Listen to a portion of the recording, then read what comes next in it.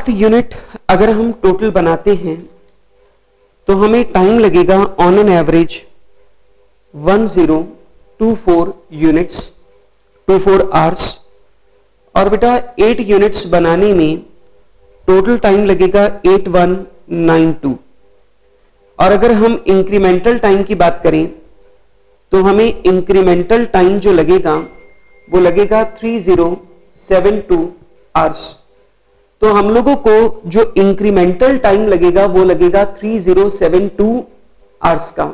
ठीक है, तो बेटा पहला यूनिट, दूसरा यूनिट, 4 यूनिट, 8 यूनिट, ये सब मैंने यहां पे कैलकुलेट कर लिया है। अब प्लीज बिल्कुल ध्यान से मेरी बात को सुनिएगा। देखो बेटा मेरे पास यहां पे दो कस्टमर है एक्स और वाई।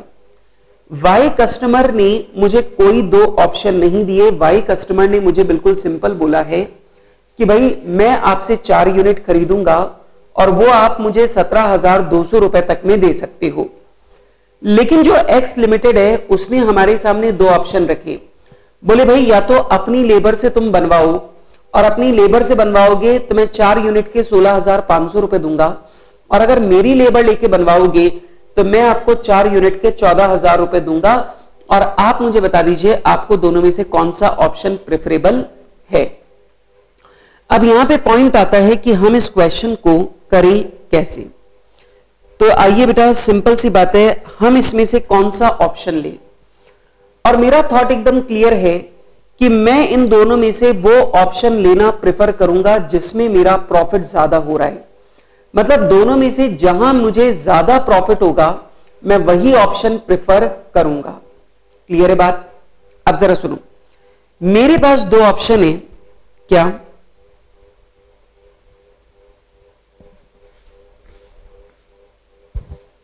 लिखिए, sell to X and Y by all working by own workers। हाँ जी बेटा, मेरा पहला ऑप्शन है कि मैं एक्स और वाई दोनों को माल बेचूं और सारा काम अपने खुद के वर्कर से करवाऊं। दूसरा, sell to X and Y and X work to be done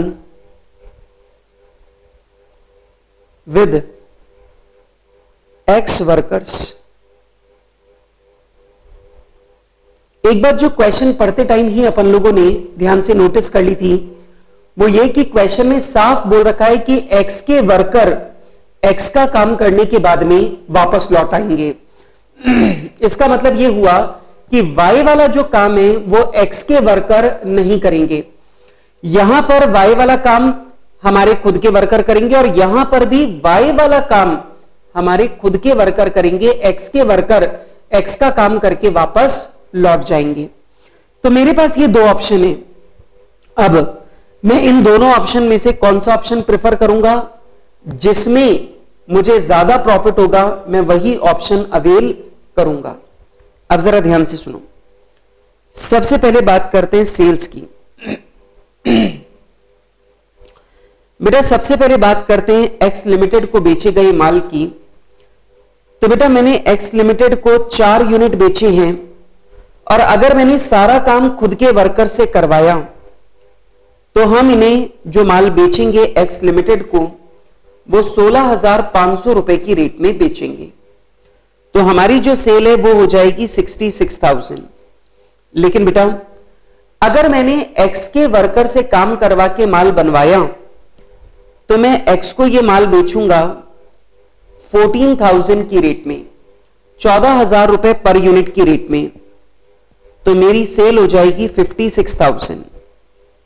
अच्छा, अब बात आती है वाई लिमिटेड को बेचे गए माल की बात करें। बेटा चाहे पहला केस हो चाहे दूसरा केस हो, लेकिन वाई लिमिटेड को हम जो 4 यूनिट बेच रहे हैं वो 17,200 की रेट में ही बेच रहे हैं। मतलब ये हुआ कि अगर पहला केस है तो भी 17,200 रुपए की, दूसरा केस है तो भी 17,200 रुपए में। तो हमारी सेल हो गई है 68,800 और इधर भी आएगा 68,800। और बेटा अगर मैं इन दोनों को जोड़ देता हूं तो बेटा मेरी जो सेल है वो यहां पर हो रही है 1,24,800 और यहां पर मेरी सेल हो रही है 1,34,800। ठीक है, अब बिल्कुल ध्यान से मेरी बात सुनिए। अब बात आती है इसमें से खर्चों को माइनस करेंगे तो सबसे पहला बेटा मैं माइनस करूंगा डायरेक्ट मटेरियल्स को। आपको मालूम है बेटा डायरेक्ट मटेरियल का जो खर्चा है उस पे लर्निंग से कोई फर्क नहीं पड़ता। आप कितना भी लर्न करें, आप कितना भी सीखें, आप काम को करने का तरीका कितना भी बेहतर करें, लेकिन मटेरियल का खर्चा कभी भी डिक्रीज नहीं होता है। तो बेटा एक यूनिट को बनाने में अगर 10,000 रुपीस का रॉ मटेरियल लगता है तो 4 और 4 8 यूनिट बनाने में इधर भी 80,000 का मटेरियल लगेगा और इधर भी 80,000 का ही मटेरियल लगेगा। मतलब दोनों में से कोई भी केस हो रॉ मटेरियल 80,000 का ही लगेगा। Okay, then comes direct labour. अब अपन बात करते हैं डायरेक्ट लेबर की। अब इसे बहुत केयरफुली सुनना है, please listen to me very very carefully. अब जरा ध्यान से ये बताओ कि इस केस में हमने टोटल 4 और 4 8 यूनिट बनाए और ये 8 यूनिट बनाने का काम हमारे वर्कर ने किया है। हमारे वर्कर ने किया है, तो हमारे वर्कर ने काम कितनी बार सीखा? 4 बार। और हमारे वर्कर ने अगर 4 बार काम को सीखा है तो ये 8 यूनिट बनाने में हमारे वर्कर को टाइम लगा 8192 आवर्स। बेटा x की 4 यूनिट और y की 4 यूनिट दोनों हमारे वर्कर्स ने बनाई है और हमारे वर्कर्स ने बनाई है तो हमारे वर्कर्स ने टोटल 8 यूनिट बनाई, तो उन्हें टोटल 8 यूनिट बनाने में टाइम कितना लगा? 8192 आवर्स। और बेटा उनकी 1 घंटे की जो रेट है वो है ₹4 पर आवर। उनकी बेटा जो 1 घंटे की रेट है वो है ₹4 पर आवर। तो लीजिए बेटा 8192 इंटू 4, तो बेटा यहां पे आ जाएगा 32768। ये लीजिए बेटा यहां पे आ जाएगा 32768, ये हमारी लेबर कॉस्ट हो जाएगी। लेकिन यहां पे हमारी लेबर कॉस्ट डिफरेंट है। अब सुनो, एक्स के लिए जो 4 यूनिट बनाए वो एक्स के वर्कर्स ने बनाए हैं आकर। अब सुनो, एक्स के जो 4 यूनिट बने उन 4 यूनिट को बनाने में मुझे 5120 आवर्स लगे। प्लीज सुनो, पहले मैंने एक्स के 4 यूनिट बनाए, फिर मैंने वाई के 4 यूनिट बनाए। एक्स के 4 यूनिट बनाने में मुझे 5120 आवर्स लगे और यह ध्यान रखना यह काम एक्स के वर्कर्स ने किया है। और बेटा एक्स के वर्कर्स को हम 1 घंटे काम करने के कितने पैसे दे रहे हैं? 1 रुपए। तो एक्स के वर्कर को 1 घंटे काम करने के अपन 1 रुपए दे रहे हैं और उसने 4 यूनिट बनाने में 5120 आवर्स लगाए।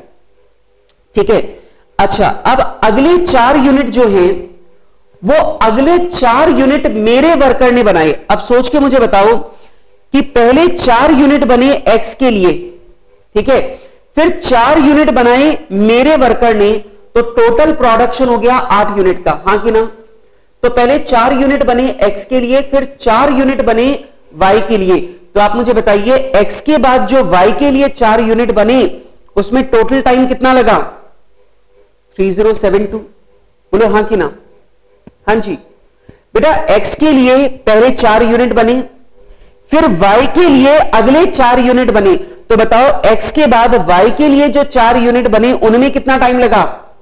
3072। और अगर आप लोग बोल रहे हैं 3072 तो यह गलत है। वाई के लिए जो 4 यूनिट बने उनमें भी टाइम लगेगा 5120। सर ऐसा क्यों? जरा समझो, इस सवाल में बहुत खास तरीके से बोला गया था कि x का काम x के वर्कर्स करेंगे और x के वर्कर ये काम करके वापस चले जाएंगे, और वापस चले जाएंगे इसका मतलब ये y के लिए जो 4 यूनिट बनाने का काम है वो मेरे वर्कर करेंगे, और y के लिए 4 यूनिट बनाने का काम अगर मेरे वर्कर करेंगे तो ये मेरे वर्कर्स के पहले 4 यूनिट है। मेरे वर्कर ने ये वाला काम नहीं किया, और अगर मेरे वर्कर ने ये वाला काम नहीं किया तो मेरे वर्कर ने सीखा नहीं है। ये जो वर्कर है ये x के वर्कर है और ये काम करके चले गए, और y का जो काम है वो मेरे वर्कर्स करेंगे और y का काम मेरे वर्कर्स करेंगे, तो वो मेरे वर्कर पहली बार 4 यूनिट बनाएंगे। ये मेरे वर्कर्स का 5, 6, 7, 8 यूनिट का काम नहीं है, ये मेरे वर्कर्स का 1, 2, 3, 4 यूनिट का काम है। और अगर मेरे वर्कर ये 4 यूनिट पहली बार बना रहे तो मेरे वर्कर्स को 5120 RC लगेंगे, मेरे वर्कर्स को 3072 आवर्स नहीं लगेंगे। हां, अगर ये पूरा काम सेम वर्कर करता तो हां मुझे 3072 आवर्स लगते, लेकिन ये काम डिफरेंट वर्कर ने किया है, ये काम डिफरेंट वर्कर ने किया है। तो पहले वर्कर ने 4 बार काम सीखा, वो चला गया। अब दूसरा वर्कर, मेरा वाला जो वर्कर है वो 4 बार काम करके सीखेगा, तो उसे उतना ही टाइम लगेगा जितना पहले 4 यूनिट बनाने में लगा है। तो बेटा ये x के वर्कर काम करके गए, ये मेरे वर्कर्स ने काम किया। तो बेटा हमारी जो लेबर कॉस्ट है वो आ जाएगी 25,600। तो लीजिए बेटा ये आ जाएगी हमारी 25,600। अच्छा जी, अब इसमें से माइनस हम लोग करेंगे वेरिएबल ओवरहेड्स को। बेटा हमारा वेरिएबल ओवरहेड है 2000 पर यूनिट। तो ऑब्वियस बात है बेटा जब ये खर्चा पर यूनिट में दे रखा है तो ऑब्वियस बात है लेबर का टाइम कम होने से इस खर्चे पर कोई भी फर्क नहीं पड़ेगा। तो बेटा 8 यूनिट बनाने के 16,000, 8 यूनिट बनाने के 16,000। ठीक, फिर बेटा मुझे फिक्स्ड ओवरहेड दे रखा है, लेकिन आप जानते बेटा मुझे डिसीजन लेना है कि दोनों में से कौन सा ऑप्शन बढ़िया है। और आप लोग जानते हैं जब डिसीजन मेकिंग करते हैं तो हम फिक्स्ड ओवरहेड्स को इररेलेवेंट मानते हैं। तो लीजिए बेटा फिक्स्ड ओवरहेड को छोड़ो। वैसे भी आप सोच लो, अगर मैं ये ऑप्शन लेता हूं तो भी 1.5 लाख रुपए लगेंगे, ये ऑप्शन लेता हूं तो भी 1.5 लाख रुपए लगेंगे। तो दोनों में से कोई भी ऑप्शन लूं खर्चे पर कोई फर्क पड़ने वाला नहीं है। तो बेटा उस खर्चे को लो तो भी वही बात है, नहीं लो तो भी वही बात है, तो छोड़ो। तो ऐसा करने पर बेटा मेरे पास आ जाएगा कंट्रीब्यूशन और 134,800 माइनस 80,000 माइनस 32,768 और 16,000। कंट्रीब्यूशन आ रहा है 6032 का। 124,800 माइनस 80,000 माइनस 25,600 माइनस 16,000। तो प्रॉफिट आ रहा है हमारा 3,200। अब आप मुझे जल्दी से बताइए बेटा पहले ऑप्शन में कंट्रीब्यूशन ज्यादा है तो अल्टीमेटली प्रॉफिट भी ज्यादा होगा, दूसरे ऑप्शन में कंट्रीब्यूशन कम है तो अल्टीमेटली प्रॉफिट भी कम होगा। तो आप मुझे बताइए दोनों में से कौन से ऑप्शन का कंट्रीब्यूशन ज्यादा है? पहले ऑप्शन का। तो हम प्रेफर भी कौन सा करेंगे? पहला ऑप्शन। ठीक, खत्म सवाल। लिख दीजिए, लिखिए, आप लोग लिखें report. Report, it is better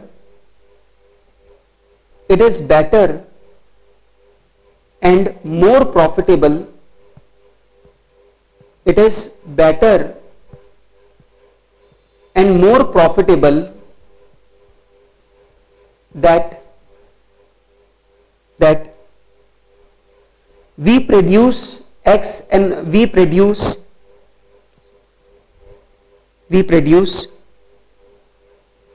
all the production, we produce all the production for X and Y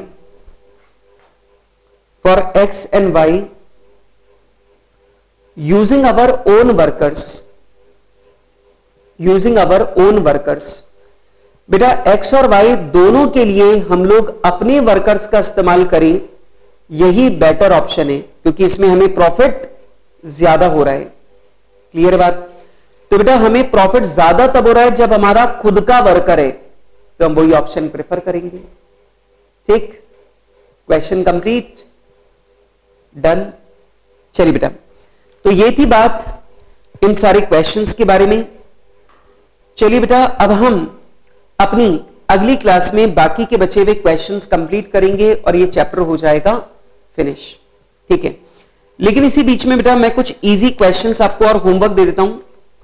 मैंने आपको क्वेश्चन नंबर 19 जो है, वो क्वेश्चन नंबर 19 मैंने आपको होमवर्क दे रखा है, और क्वेश्चन नंबर 19 के अलावा मैं आपको होमवर्क दे रहा हूं क्वेश्चन नंबर 21,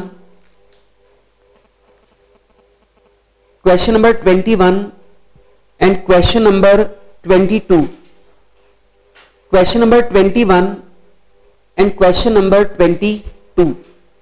तो क्वेश्चन नंबर 21 और क्वेश्चन नंबर 22 ये दोनों बहुत सिंपल से क्वेश्चन है, और ये दोनों जो क्वेश्चन है ये आप लोगों का होमवर्क है।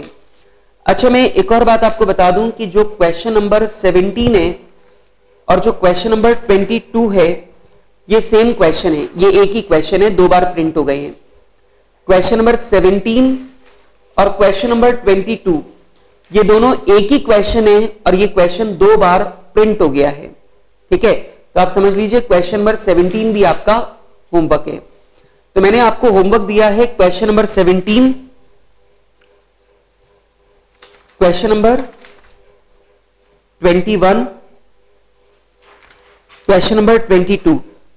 ये मैंने आप लोगों को होमवर्क दिया है, जो आप लोगों को कल की क्लास में मतलब आज होमवर्क करके लेके आना है।